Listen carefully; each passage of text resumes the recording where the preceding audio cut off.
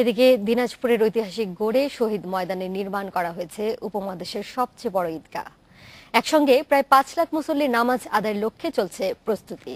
এখানে প্রথম জামাত অনুষ্ঠিত হবে সকাল 8:30টায়। দেশের সবচেয়ে বড় ঈদ জামাত হয় কিশোরগঞ্জের শোলাকিয়ায়। একসাথে ৩.৫ লাখ মুসল্লি ঈদের নামাজ আদায় করেন। আর দিনাজপুরে ৫ লাখ মানুষের ঈদের নামাজের প্রস্তুতি নেওয়া হচ্ছে।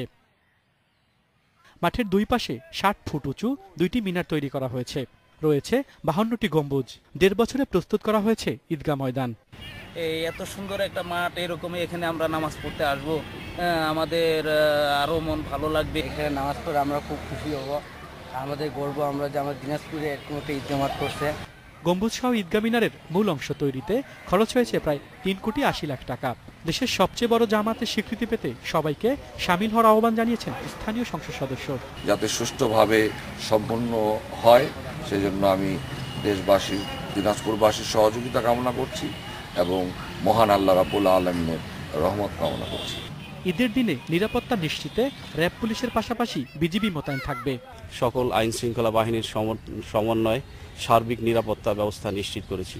আশা করি অত্যন্ত উৎসব মুখর পরিবেশে এবং শান্তিপূর্ণ পরিবেশে এ বছর থেকে প্রতি বছরই এই পবিত্র ঈদ উল ফিতর এবং ঈদ উল আজহার জামাত এখানে অনুষ্ঠিত হবে।